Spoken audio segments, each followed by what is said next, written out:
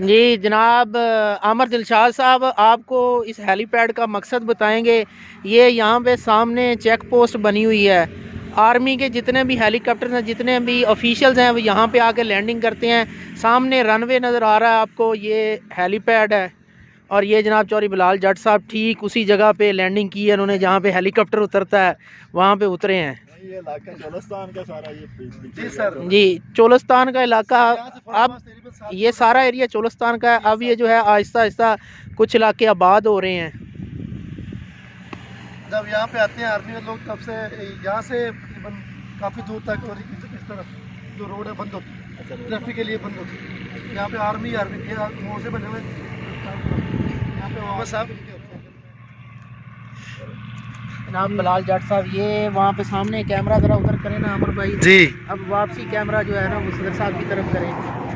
वो आपको जो सामने नज़र आ रहा है ना, ये एक मोर्चा है।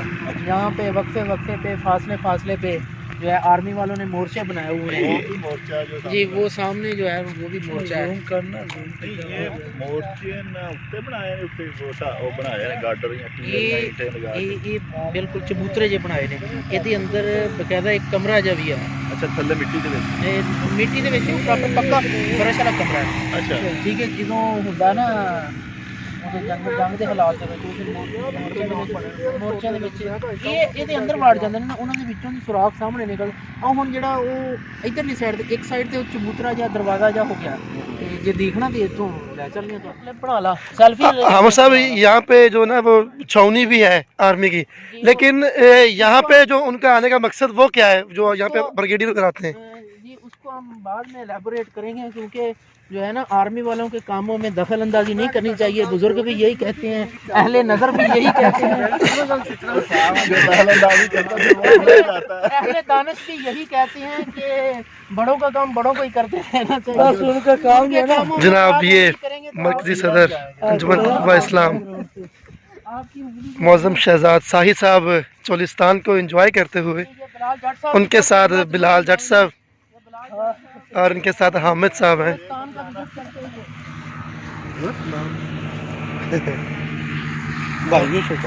नाम सिकंदर साहब और इनके साथ सिकंदर भाई हैं। इनके पास ये जनाब सैफ साहब हैं।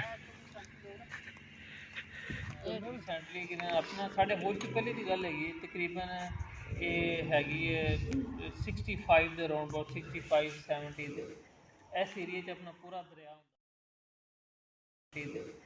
ਇਸ ਏਰੀਆ 'ਚ ਆਪਣਾ ਪੂਰਾ ਦਰਿਆ ਹੁੰਦਾ ਸੀ, ਦਰਿਆ ਚੱਲਦਾ ਸੀ। ਤੇ ਜਿੰਨੇ ਕਿਲੇ ਹੈਗੇ ਨਾ ਇਹ ਕਿਲੇ ਇਹ ਦਰਿਆ ਗਾਗਰਾ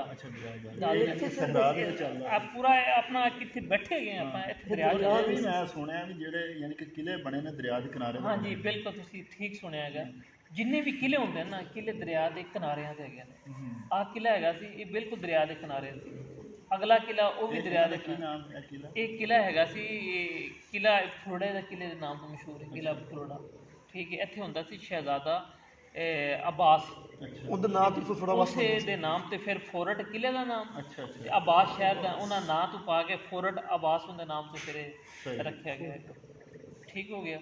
उस तो बाद फिर दरिया खुश्क होना शुरू हो गया, होंदा अगे बिल्कुल चैन हैगी, टोटल चैन हैगी।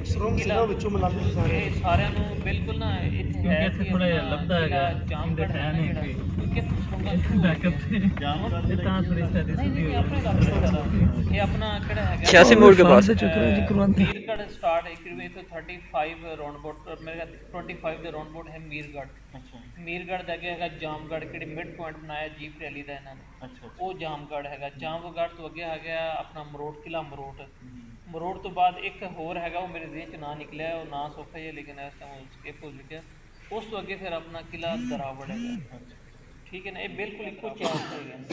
ਉਸ ਤੋਂ ਬਾਅਦ ਮੇਨ ਹੈਡ ਆਫ ਡਿਪਾਰਟਮੈਂਟ ਪਿਆਰੇ ਕਿਲੇ ਹੈਗੇ। ਇਹ ਮੇਰੀ ਹੋਸ਼ ਦੀ ਗੱਲ ਹੈ ਤਕਰੀਬਨ ਨਾ ਇਹ 2097 98 ਦੀ, ਕਿਉਂਕਿ ਲੋਕ ਇੱਥੇ ਨਾ ਬਰਾਦਰੀ ਕਿਹੜੀ ਹੈਗੀ ਨਾ ਜ਼ਿਆਦਾ ਮਾਰ ਬਰਾਦਰੀ ਕਿਹੜੀ ਥੋੜੇ ਬੈਠੀ ਹੈ ਅਤੇ ਕੁਛ ਸਾਡੀ ਬਰਾਦਰੀ ਹੈਗੀ ਹੈ ਅਤੇ ਬਾਕੀ ਥੋੜ੍ਹੀਆਂ ਮਿਲੀਆਂ ਜੁਲੀਆਂ ਹੈਗੀਆਂ। ਇਹ ਲੋਕ ਕਿਹੜੇ ਹੈਗੇ ਨੇ ਥੋੜ੍ਹੇ ਲਾਲਚੀ ਕਿਸਮ ਦੇ ਹੈਗੇ। ਇਹਨਾਂ ਨੂੰ ਕੋਈ ਨਾ ਉੱਥੇ ਕਰ ਕੋ ਰਿਹਾ ਸੀ, ਕੰਮ ਕੁਮ ਕਰ ਰਹੇ ਸੀ, ਕੋਈ ਖੁਦਾਈ ਖੁਦਾਈ ਕਰ ਰਿਹਾ ਸੀ, ਇਹਨਾਂ ਨੂੰ ਮਿਲ ਗਿਆ ਛੋਟਾ ਜਿਹਾ ਨਾ ਗੋਲਡ ਦਾ ਕੋਈ ਸਿੱਕਾ ਵਗੈਰਾ।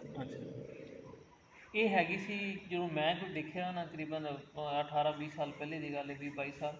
ਇਹ ਡਬਲ ਸਟੋਰੀ ਹੁੰਦੀ ਸੀ ਇਹਦੀ, ਬੇਸ ਹੁੰਦੀ ਸੀ, ਉਸ ਉੱਪਰ ਇੱਕ ਸਟੋਰੀ, ਉਸ ਉੱਪਰ ਇੱਕ ਸਟੋਰੀ ਹੁੰਦੀ ਸੀ। ਉੱਪਰਲੀ ਥੋੜ੍ਹੀ ਜਿਹੀ ਨਾ ਹੋ ਚੁੱਕੀ ਸੀ, ਇਹਦੀ ਦੇਖਭਾਲ ਨਹੀਂ ਹੈਗੀ ਸੀ। ਨੀਚੇ ਵਾਲੀ ਕਾਫੀ ਹੱਦ ਤੱਕ ਠੀਕ ਹੈਗਾ ਸੀ, ਇਹਦਾ ਏਰੀਆ ਵੀ ਕਾਫੀ ਬੜਾ ਹੈਗਾ।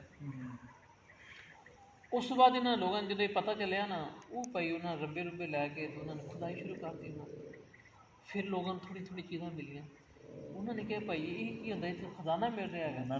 ਉਹਨਾਂ ਨੇ ਭਾਈ ਜੀ ਉਹਨਾਂ ਦੀ ਜਿਹੜੀ ਬੁਨਿਆਦਾਂ ਹੈਗੀਆਂ ਸੀ ਨਾ, ਉਹਨਾਂ ਨੇ ਚੀਜ਼ਾਂ ਸ਼ੁਰੂ ਕਰਤੀਆਂ। ਅੱਛਾ, ਉਹ ਫਿਰ ਇੱਕ ਦਿਨ ਕਰਨੀ ਐਸੀ ਹੋਈ ਕਿ ਪੂਰਾ ਥੱਲੇ ਬੰਦੇ ਲੱਗੇ ਹੋਏ ਸੀ। ਜਿਹੜੇ ਸਾਰੇ ਕਦੀਮੀਆਂ ਦੇ ਅਦਾਰੇ ਨੇ ਉਹ ਨਹੀਂ ਆਏ ਜਾਂ ਉਹਨਾਂ ਨਾ ਨਹੀਂ, ਕੋਈ ਕਿਸੇ ਦੀ ਇੰਟਰਸਟ ਕੋਈ ਨਹੀਂ ਇੱਥੇ। देखो ये पाकिस्तान का सरमाया से लेकिन किसी ने तवज्जो नहीं दी किसी ने मतलब ਲੇਕਿਨ ਉਹ ਹੋਇਆ ਕਿ ਉਹਨਾਂ ਜਦੋਂ ਬੁਨਿਆਦਾਂ ਖੋਲ੍ਹਣੀਆਂ ਸ਼ੁਰੂ ਕਰਤੀਆਂ, 15-20 ਬੰਦੇ ਹੈਗੇ ਸੀ ਜਿਹੜੇ ਬੈਕ ਵਕਤ ਕੰਮ ਕਰ ਰਹੇ ਸੀ ਉੱਥੇ।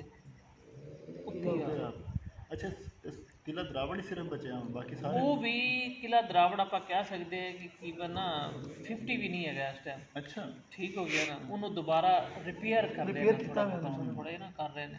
ਲੇਕਿਨ ਉਹਦੀ ਜਿਹੜੀ ਬਾਉਂਡਰੀ ਵਾਲ ਹੈ ਓਰੀਜਨਲ ਹੈਗੀ ਹੈ, ਅੰਦਰ ਕੁਝ ਬਾਕੀਆਤ ਹੈਗੇ ਨੇ ਉਹ ਵੀ ਓਰੀਜਨਲ ਨੇ, ਲੇਕਿਨ ਹਾਂ ਉਹ ਅਸਲ ਹਾਲਤ ਚ ਕੋਈ ਨਹੀਂ, ਬਾਕੀ ਨਹੀਂ ਹੈਗੇ। ਬਾਕੀ ਉਹਨਾਂ ਨਾਲ ਥੋੜਾ ਜਿਹਾ ਕਿਉਂਕਿ ਇੱਕ ਨਾ ਹਿਸਟੋਰੀਕਲ ਪਲੇਸ ਬਣ ਚੁੱਕਿਆ ਹੈਗਾ ਨਾ, ਕਿਉਂਕਿ ਨਾ ਉੱਥੇ ਵਿਆਹ ਹੁੰਦੀ, ਵਜੀਬ ਰੈਲੀ ਹੁੰਦੀ, ਉਹਦੀ ਵਜ੍ਹਾ ਤੋਂ ਥੋੜਾ ਫੇਮਸ ਹੋ ਚੁੱਕਿਆ।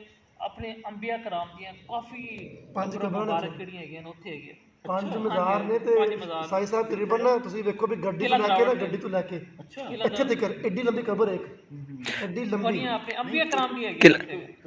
ਹਾਂ, ਤਸਦੀਕਸ਼ੁਦਾ ਹੈ, ਜਿਹੜਾ ਤਬਲੀਗ ਵਾਸਤੇ ਨਿਕਲੇ ਸੀ ਉੱਥੇ ਲਿਖਿਆ ਹੋਇਆ ਵਾ ਸਾਹਬਾ ਕਰਾਮ, ਸਾਹਬਾ ਕਰਾਮ ਜਿਨ੍ਹਾਂ ਨੇ ਲਿਖਿਆ ਵੀ ਹੋਇਆ ਵੀ ਉਹਨਾਂ ਨੇ ਇੰਨੇ ਸਾਲ ਹੁਸਨ ਦੀ ਖਿਦਮਤ ਚ ਉਹ ਮਤਲਬ ਰਹੇ ਨੇ, ਫਿਰ ਤਬਲੀਗ ਵਾਸਤੇ ਨਿਕਲੇ। ਹਾਂ, ਬੜੀ ਅੱਛੀ ਸੀ ਉਹਨਾਂ ਦੀ। अच्छा, ਤੁਸੀਂ ਜਗ੍ਹਾ ਲਾਓ ਨਾ, ਬੜੀ ਅੱਛੀ जगह है। बड़ी लंबी है। 9 गज लंबी कब्र तो किला मरोड़ पर भी थे।